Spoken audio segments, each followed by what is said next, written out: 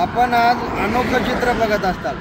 आतापर्यंत कर्जत या ठिकाणं मुलगा शाळेमध्ये जाताना परीक्षा द्यायला गायीवर बसून गेला होता, परंतु गाय आणि आदिवासी पारधी बांधव यांची एक वेगळी नाळ आहे। ती नाळ काय आहे तर गायीला आईप्रमाणे सांभाळलं जातं, पाहिलं जातं।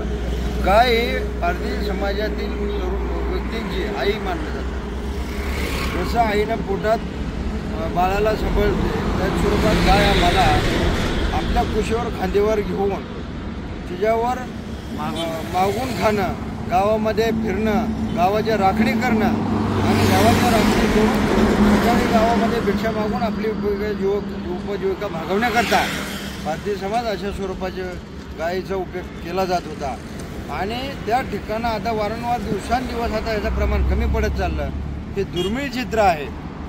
महाराष्ट्रामध्ये आणि महाराष्ट्रातील पुणे जिल्ह्यामध्ये एकमेव हे आजोबा यांचं सारं आयुष्य या गायी सगळं आणि या गायीनं त्यांना मुलाप्रमाणे सांभाळलेलं आहे।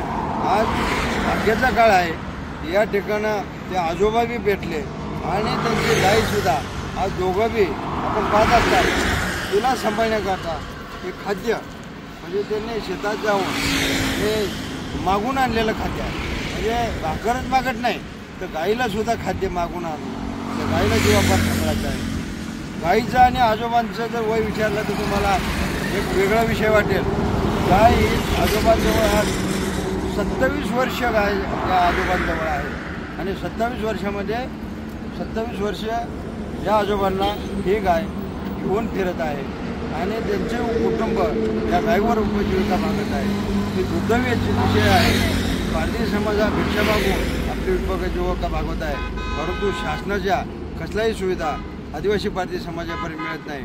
आज अधिवेशन चालू आहे।